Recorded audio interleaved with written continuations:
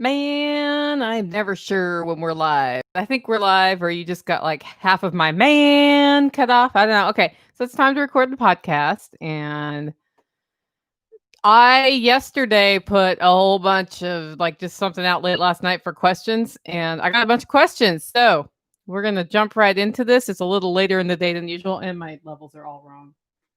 It's kind of fun to do. Every time I do the YouTube live recording of the podcast, there's like weird level stuff. And I'm okay. Yeah, it's working. Okay, good. It's working on my other audio. It's kind of like scary to record. Hi, Jenny. It's really scary to record audio and live stream on YouTube because you're like, surely one of these things one day will fail. But okay, so I'm going to do this, guys. I'm going to jump into recording the podcast. And if I mess up, you'll just see me pause and I'll talk to you on YouTube about messing up, and then I'll keep going because I edit as I go so that I don't have to spend another 2 hours after this editing because it's 5:45 p.m. Central Time. And I usually record at 2-ish or 3. So we had quite a day today here. I had 4 dogs that needed to go. Thanks for that. Christmas tree does not breed spiders, though, Jenny. That's why I keep it here and not in the attic, because up there, lots of spiders. And also, it's really hot up there. So what I've found is that trees like this that have the lights built in, the lights go out when you store them in your attic. So now I've resigned myself. I actually had a Valentine's tree, and I think I may have converted it to one other kind of tree. I may have done shamrocks. I can't remember. Anyway, I had different trees after Christmas. And then it was like, okay, it's daylight long enough now. I can put the tree in my office. So, okay. So anyway, I'm going to jump into recording the podcast. And I do want to, well, I'll say it on the podcast anyway. So here we go.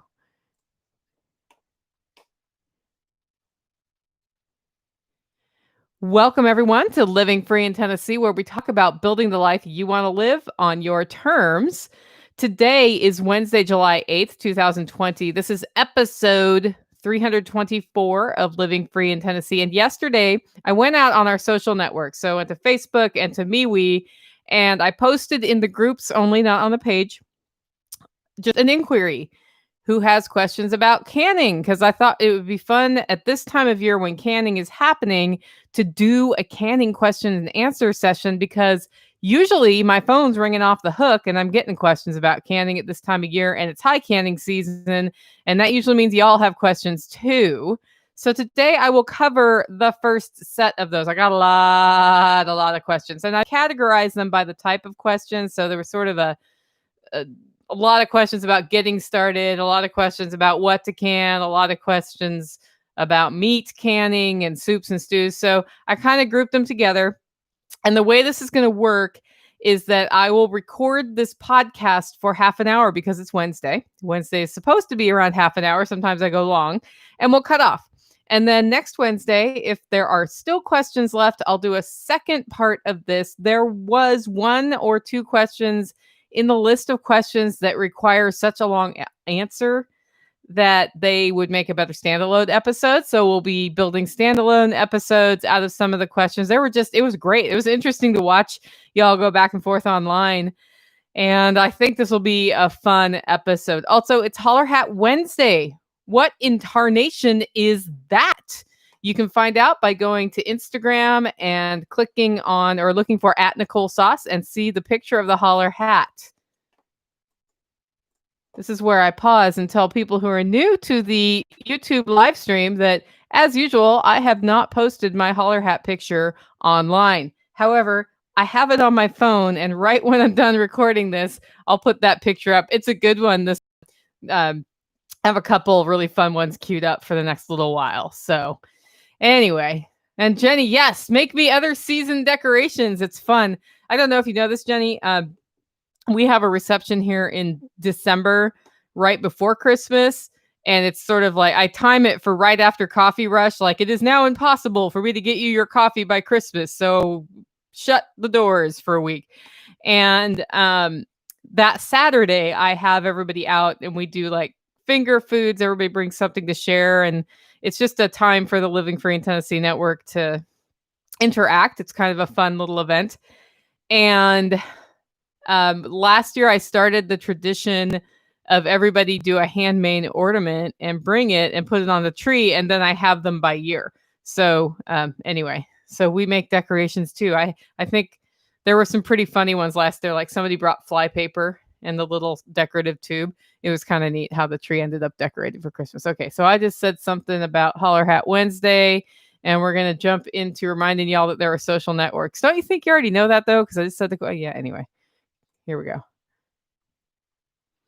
Also, wanted to invite you, if you have not yet joined one of our social networks, we have networks of people from the Living Free in Tennessee community in two places. One is at MeWe.com. Go there and look for Living Free in Tennessee. There's a lot of chat. It's a live chat group that talks a lot to each other. In particular, I usually try to pop in on Tuesdays and Thursday mornings. And then over on Facebook, it's the Living Free in Tennessee Coffee Break group. Both of those have lots of things going on. We try to hold each other accountable. In fact, we have a July challenge this month.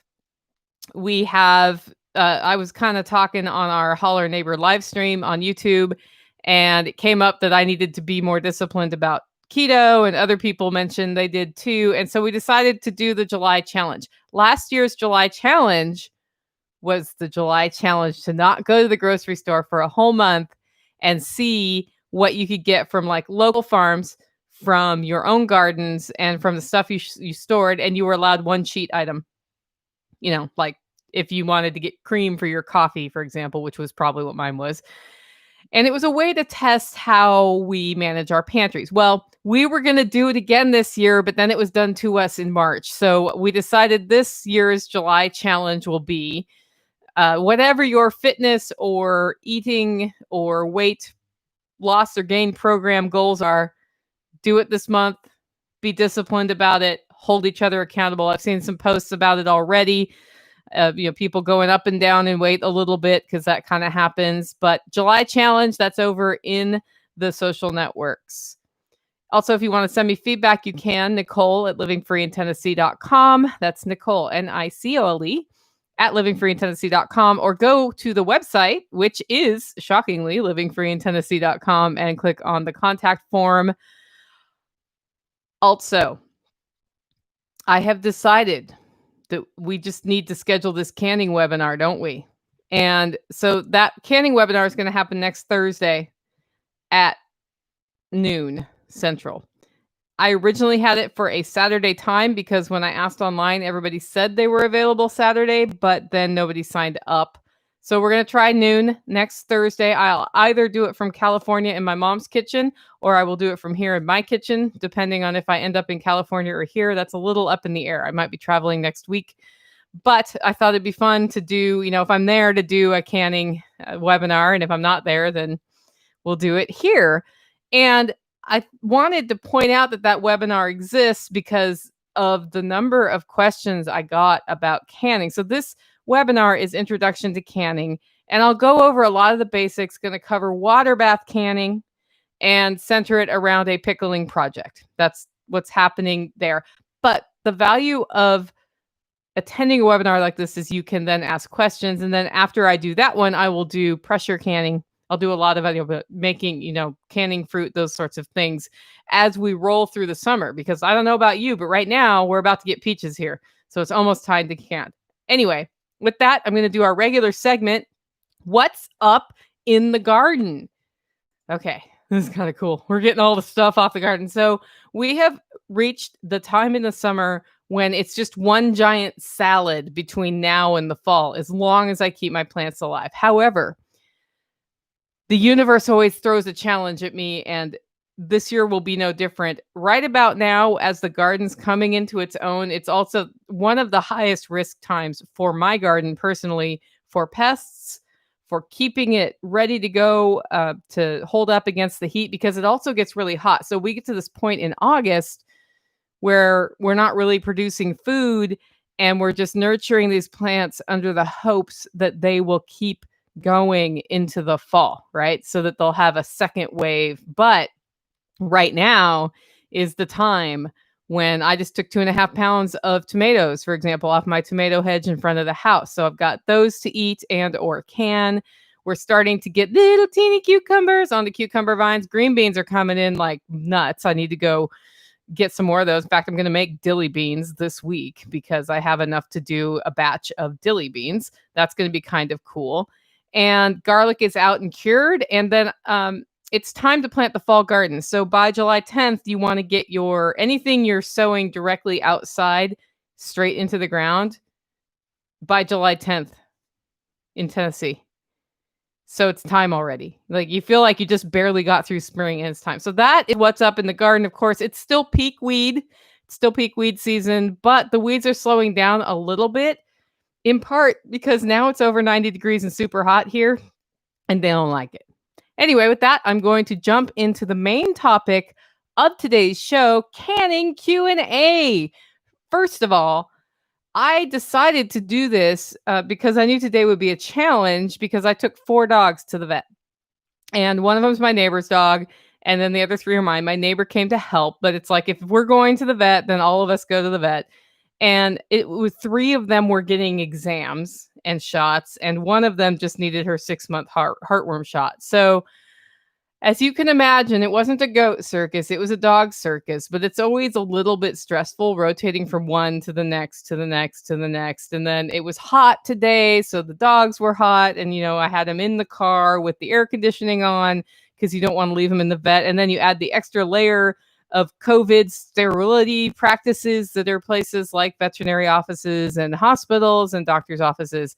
And well, let's just say I got to wear a mask around outside when it was, 92 degrees and 85% humidity. So that was fun. So I thought, a canning Q&A is both timely and it helps me because on this particular topic, I do a lot of prep for these shows. And on this particular topic, I can pretty much rattle off things off the top of my head most of the time. I'm not going to give you canning times that I haven't looked up before recording this show, though, because I can rattle them off the top of my head. But one of my founding principles of how to be a successful canner is thou shalt look at the recipe and processing times before you can anything, especially if it's the first time you're canning that thing for the summer, even though you know it, because you may have forgotten or misremembered. And it's a huge bummer to waste a bunch of food when you do something dumb, like pickle your beets and then not process them long enough. And beets are how beets. I love pickled beets. You have no idea how much I love pickled beets. I'm going to eat pickled beets later today with my dinner. I love them. But when I pickle beets and I process them for the time that you pickle cucumbers, that's not enough time for beets. It's a different time. And it's because they're denser and they're bigger and you need that brine to get through there. And so they boil longer. It takes longer for the internal temperature to get up. So that is the founding principle. So I won't be rattling off times off the top of my head. And I'm also streaming this on YouTube live. So if I get an interesting question along the way, I may answer the YouTube live question as well. So here's what we're doing. We have a half hour for this episode. When I hit half an hour, I'm going to stop. And then next week, we're going to do the other list of questions. And with that, the very first question I got on Facebook was from Christina. And she started with, for a person who's never canned before. So then I moved everybody's around who related to a person who's never canned before. So we'll go from one to the next to the next. And her first questions is, what are 2 or 3 things that are easy to can and have a high success rate to give the person the confidence and the motivation to continue the journey? On the other side of that, what are 2 or 3 things you don't recommend for beginning canners until they get some experience under their belts? Christina, this is a great question. And I do believe that success in canning or building a canning habit in your life starts with canning things you actually like to eat. So I always recommend people start with pickles. And the reason I say pickles is that it's really hard to mess up pickles. I have now discovered through the internet and some questions I was asked recently that it is possible to screw up pickles. And I'll talk about how in a bit, because that's what that was the thing that made me say, okay, if this person has questions, other people have questions. Pickles are canned in a vinegar and salt brine. And that means basically it's very hard for anything to live in that brine, which means it's very hard to do something wrong from a food safety standpoint. That's why I say start with pickles. Also, most people like pickles. However, Christina, if you do not like pickles, don't can pickles. You'll just have a bunch of jars of pickles around that you don't want to eat. So, other things you could do that have brine would be pickled beets or other pickled types of things. And so if you like dilly beans or pickled carrots or pickled onions or anything of that nature, pickled garlic, pickled chilies, you can pickle anything pretty much. You can pickle squash. You can pickle summer squash. It's really good. But if you like pickle, start with pickle. If you don't like pickling, if you do not like pickling, then my second recommendation is to learn how to can applesauce if you like applesauce. And if you don't like applesauce, then learn how to can other fruits like peaches. Peaches are really good canned. Cherry pie filling, really yummy. Cherries, really yummy canned. Okay. So just think about either fruits or things that you can pickle and do those first. Canning fruits is a slightly more complex process than canning pickles, but not much, not really. And it's hard to mess any of them up. It's a little easier to mess up fruit if you don't get the top of your lid, like your jar, really clean before you put the lid on, because the sugar, if the sugar syrupy stuff gets stuck between the lid and the top of the jar, you may have a sealing problem. So 2 or 3 things that I don't recommend for beginner canners is anything pressure canned, pretty much. So, uh, you know, meat, soup, stew, seafood. That's top of my list for don't can it until you're a little bit more confident with the process.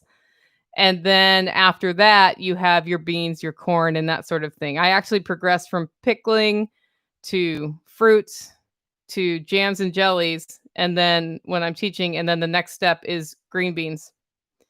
So your first pressure can thing is a green bean. And that means you've done at least 4 batches of other types of canning and had things happen like ran out of propane midway through. And now what do I need to do? And questions that just come up as you're canning. And that's why like starting with those high acid things is real important. We will talk about high acid later, but I hope that answers your question. Letty, best thing for first time canner to can, already answered that. Kira, what kind of pressure canner do you recommend? Easiest first time pressure canning recipes. Okay. I like the American Standard pressure canner a lot. The reason I like it is it does not have a gasket to replace, and you can get a weighted gauge instead of a dial gauge. And if you use the weighted gauge, it's less likely to fail. So from this is the Jeep tank sort of, this thing's not going to fail pressure canner, it's the American Standard. It's also over $200. I have a Presto. My Presto cost me about $60 when I bought it, and it's probably $70 or $80 now. And I got the biggest one I could afford, because what happens when you start canning is you're like, I want to can more, and then you can't fit it.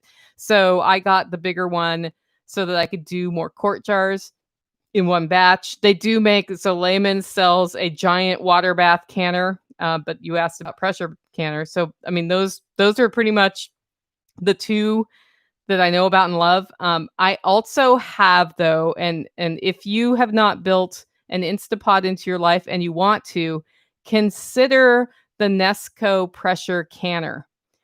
It used to be a Carry pressure canner. It's Nesco owns it now. It has settings for water bath canning, and it has settings for pressure canning, and you can do 4 jars at a time. So if you have a smaller batch, it does it with a computer, which is sensing things, right? And it's a really easy and accessible way to do pressure canning, especially if you're new to pressure canning. I do, though, recommend, if you're going to get into canning, if you want to try pressure canning, ask your friends if they have a pressure canner and borrow it.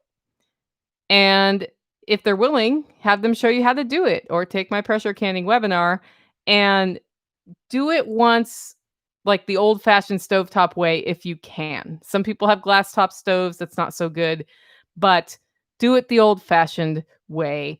And I think that helps you understand the whole process better. But if you have a glass top stove and what you have is the Nesco electric pressure canner, that's what you use. I run like 3 of those things at Green Chili Weekend all on different circuits. They can't be on the circuit at the same time, but I have friends who have them. I'm like, bring that over. We're going to be canning as much as we can. I'm running the stovetop. I'm running the electric canners, and we're just cycling through all of the canning. Okay, I have a question next from 30 Day Reviews. He says, I tried to oven pickle pickles a few years ago, and they didn't turn out too well. That's because you oven pickled them. I'm not a huge supporter of oven canning. It's not something that has been tested by the canning agencies I trust enough for me to trust the safety of it. And I understand why people do it. And I understand in the old days, you used to just seal your jars in the oven upside down. I don't do it.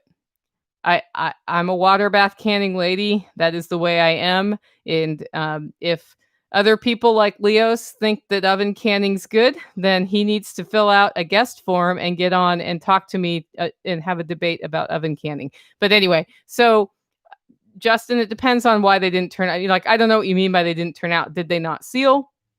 Or were they too squishy? Because too squishy may or may not have anything to do with the fact it was oven canning or not. Or did you forget them in the oven? I don't know.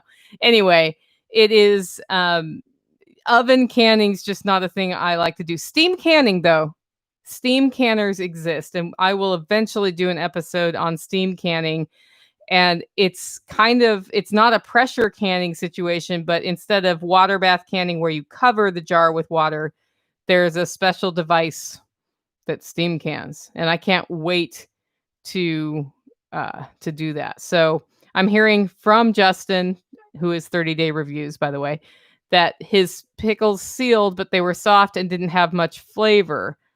Yeah, so my guess is that your brine was somehow off, and if they were soft, that's something that happens a lot, and that's because they're going to be softer than store ones anyway. If you home process them for the proper time. But you may have wanted to lime them before you did them, or if you add a grape leaf, that can help keep them crisper. But one thing about home canned pickles is they are a little softer than store ones because of how we are processing them. Okay, next question comes from Brett. That's Chef Brett. What is better, water bath versus pressure canning? Rather, why not pressure can everything?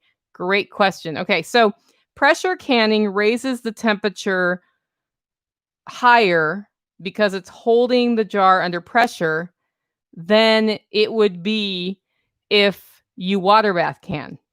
And so if one were to pressure can everything, what would happen is your pickles would turn to mush. Like, if you get things so high, it's really high, it cooks them extra long. And the reason you're doing that is to kill the botulism bacteria, botulinum bacteria, which poops out botulism toxin, right? So we pressure can, and it raises things higher, and it makes things mushier, basically. The texture is different. It impacts the flavor.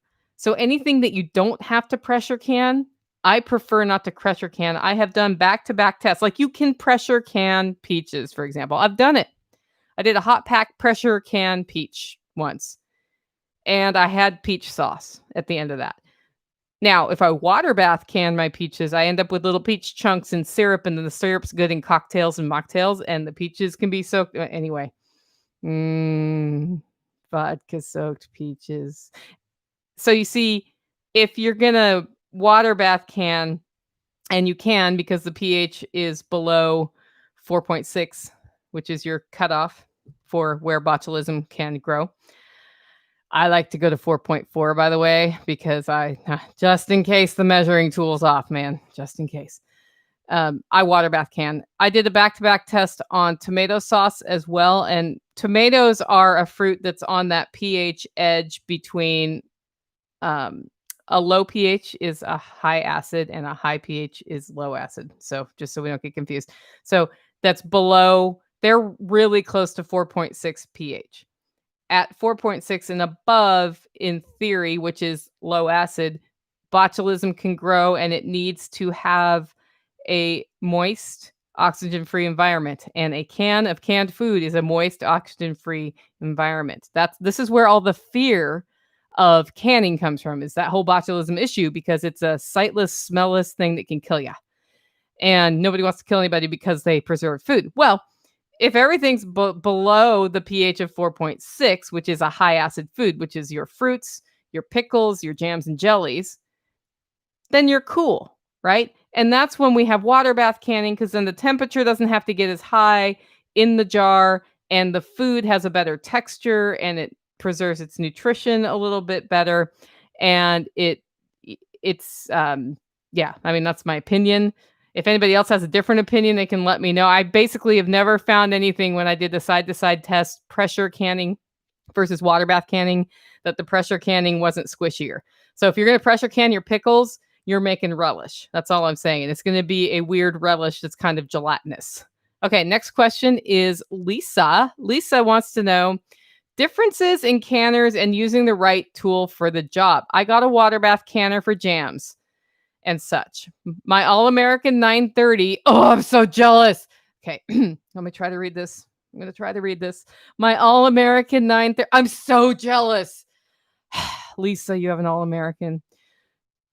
My All-American 930 is the bomb. Yeah, Lisa, I know your All-American 930 is the bomb. For large batches. And no gasket. Yes, Lisa, you're right. No gasket. So jealous. So jealous of the All-American. Anyway, but we've discovered the Carry Smart canner for small batches of soups, broths, leftover chili, etc. It's great to have more than one option. Okay, so she wants to know sort of the differences in canners. There are steam canners that I just told you about, which is kind of like water bath without all the water. It saves water. I have been fascinated by them for a long time. I have not used them though. So the first time I use them, totally going to be a video. Then there are water bath canners. These are those big black pots that you see at Walmart that usually come with a getting started kit of like tongs and the little measuring tool and the little lid magnet. And it has a little thing that keeps the jars up off the bottom of the pot so that you don't accidentally break the bottoms off all your jars and have all your stuff go into your canner, which makes a huge mess. And that's a water bath canner. It's designed to be taller than the jars. You want to have at least an inch of water over the top of the jars. When you start processing, you put it on your stove, you boil, and that's how you basically water bath can. Well, the thing about that is it cannot be used for green beans or other things. It does not put things under pressure. So then there are pressure canners, different than a pressure cooker. Can you pressure can in a pressure cooker if your jar fits? Yes. You want to make sure it's up off the bottom. But pressure canners are designed to fit a certain number of jars and a certain height. And the way they work is they seal, and then you raise the temperature of the water, and it builds up steam and keeps the steam inside and builds up pressure to a certain point, and then it's letting some out. And you keep it at, for me, 11 pounds of pressure. And because I'm at higher altitudes, you go to a higher pressure to get the higher temperature, because density of air impacts this. And in that way, you process things for a certain amount of time. When you're processing, so that's a whole nother canner. Well, here's the deal. If you have a pressure canner, you also have a water bath canner. So if you know you're going to be into canning, and this is why I say borrow equipment to try it before you buy it, that you only have to buy the pressure canner and you can use it for water bath, unless you're going to be water bath and pressuring at the same time, pressure canning, which I've never done. The reason I've never done it is there's one burner on my stove that really works for either of those. It's the biggest one. And when I try to do it on a smaller burner, it doesn't do as well. And when I have two burners on at once, neither burner does as well. So I can only can with one burner at a time. This is actually changing for me now because I have an outdoor canning kitchen. And that means I could do something inside and something outside, but I'm trying not to dump all that humidity into the air at my house this year. So those are the different kinds. And then there's the electric ones. And so what Lisa's rightly saying is it's really nice to have that other little electric canner, especially because it can be used as a pressure cooker too. The Nesco pressure canner. You can also just do soups and stews and ribs and all of those other Instapot recipes. You can just use it as a cooker. So it serves two purposes, which is kind of nice. That's how I get sweet potato chili done quickly when I forgot that we needed to have dinner. I can put frozen meat, I can put sweet potatoes, I can put tomatoes, I can put onions, I can put seasonings in there. I can hit go and walk away, and I've got within an hour, I've got sweet potato chili that tastes like it's been in the crock pot all day. So yeah, Lisa, I love having different things, and those are the different kinds of canners. Crystal asks, if you don't have enough for another quart of, say, green beans, can you put a pint with the quarts and pressure can for time required for the quarts? Yes, I do that all the time. If I'm pressure canning and I end up with like a little half jar and I want to can it, I'll just can a little half jar. What ends up is those beans are going to be squishier than the other beans a little bit because they got hotter sooner because there was less jar for the temperature to get. She says, would you recommend to just cook them for a meal? Sure. I don't have a specific recommendation here. If you don't feel like eating them and you want to can them, then don't. I often do have, like, I just canned beets. I did a bunch of pickled beets this week, and the leftover beets are being folded into every meal all week long because I didn't have quite enough for another batch. I'm getting another influx of beets from some farmers tomorrow, and I just harvested the rest of my beets, and then I'll have enough for a batch of 7 jars. And I decided, I actually like fresh beets that are steamed. And so I've been putting steamed beets in root bakes this week and on salads and just plain for breakfast. Obviously, I really like beets, so I'm going to do that. So I would say that's really up to you. There's no recommendation there. Okay, guys, with that, we are at the end of our half hour, but I'm going to fit one more question in because it's a lot like Crystal's. If you only have 5 quarts to can and your canner then, when full, hits 7 quarts, is it necessary to add sealed quarts of water to fill the space, or is it okay to can just 5 quarts?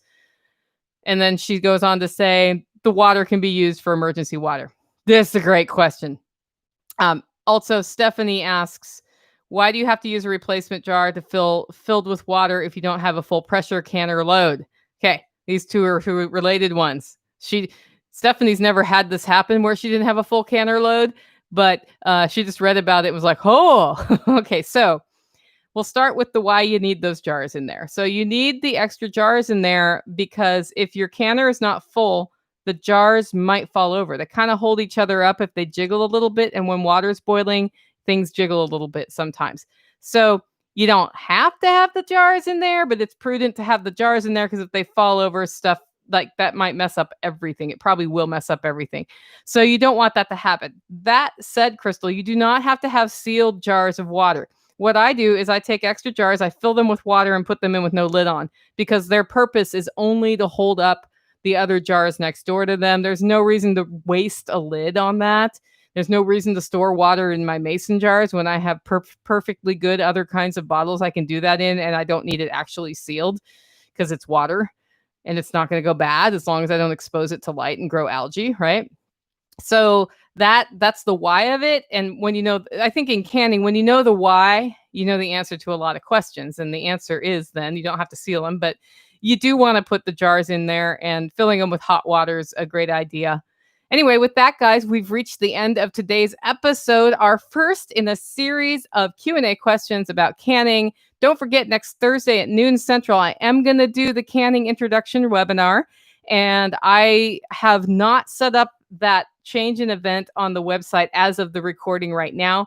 But as soon as I'm done with the show and I go have dinner and I go have a mocktail, I will jump back in on the website and change the sign-up process. If you want to sign up for that, go to livingfreeintennessee.com. If you're a member, just use your coupon code, no charge. The webinar itself is $50. If you are not a member, oddly enough, membership is $50. So you might as well, if you're going to jump into one webinar, sign up to become a member because you get 3 free ones a year.